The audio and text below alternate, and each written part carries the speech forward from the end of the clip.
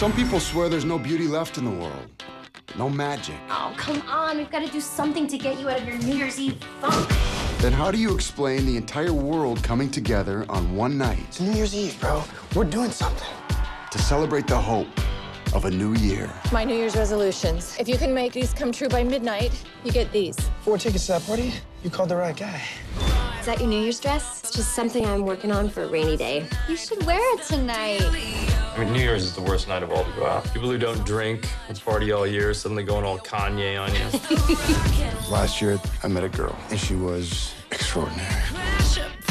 My water just broke. All of it? You look beautiful. I've been plotting that slap for years. It wasn't nearly as satisfying as I thought it would be. That was closer. Good one. This is the biggest night of my career, and if I screw this up... You won't. The countdown begins. Let's do it! So, what do you think? Somebody's gonna have a happy new year. Resolution number 2. Be amazed. Are you amazed? Check. Who are you gonna kiss at midnight? So you went out for a slice of pizza, right? And you may have just run into the one. You know what that's called? Insanity. Serendipity. And you don't mess with serendipity.